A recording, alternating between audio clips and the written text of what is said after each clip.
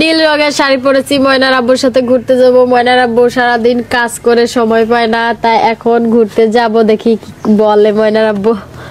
ময়নার আম্মু কিন্তু আমাকে বলতেছে যে নিয়ে যাও, ঘুরতে নিয়ে যাও, নিয়ে যাও, কোথাও না নিয়ে গেলে নদীর পাড়ে নিয়ে যাও। তারপরেও আমি বলতেছি যে আজকে তুমি শাড়ি পরে রেডি হয়ে গেছো, শাড়িতে তো তোমাকে খুব ভালো দেখাচ্ছে। বলতেছে তুমি এমনিতে বলো। আরে এমনিতেই না, শাড়ি পরলে তোমাকে এমনিতে ভালো দেখায়, না হলে তুমি দেখো আয়নায় তোমাকে কেমন দেখা যায়, খুব ভালো দেখা যায়। কিন্তু আজকে তো ঘুরতে যাওয়ার সময় নেই আমার, কালকে যাও। বলতেছে না কালকে যাবো না, আমি আজকেই যাবো এবং সাথে তোমাকেও যেতে হবে। তাই আমি বলতেছি আমি যেতে পারবো না, তুমি ছেলেরে ময়নারে নিয়ে যাও, হাইটে আসো।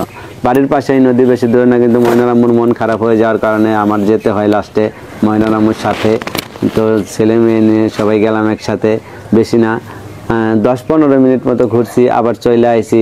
এই 10-15 মিনিটের জন্য কেউ স্ত্রীর মন খারাপ করে দিবেন না। অবশ্যই যদি কোথাও যেতে চায় সেখানে সময় বেশি না দিতে পারলেও কম সময় দিবেন। দেখেন মুখে কত সুন্দর হাসি।